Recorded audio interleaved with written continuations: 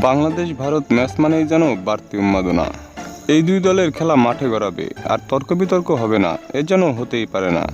আজকের ম্যাচেও এমনই এক ঘটনা ঘটালো বাংলাদেশ ভারত ম্যাচে।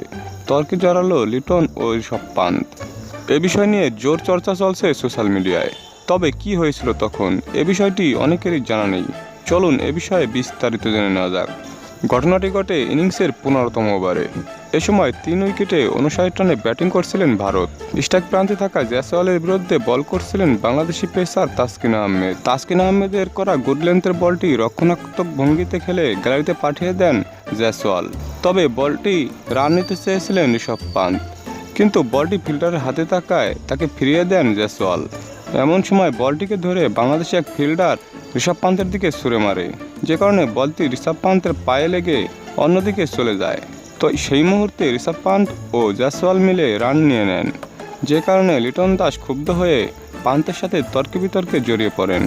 সাধারণত ফিল্ডার বল নিক্ষেপ করলে কোনো ব্যাটারের পায়ে লাগলে পরবর্তীতে রান নিতে দেখা যায় না, যে কারণে ঋষভ পান্তকে প্রশ্ন করেন লিটন দাস।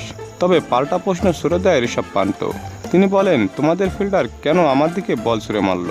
দর্শক, বাংলাদেশ ভারত ম্যাচের মধ্যে এমন তর্ক বিতর্কের ঘটনাগুলিকে আপনার কাছে কেমন লাগে অবশ্যই তা কমেন্টে জানিয়ে দিন।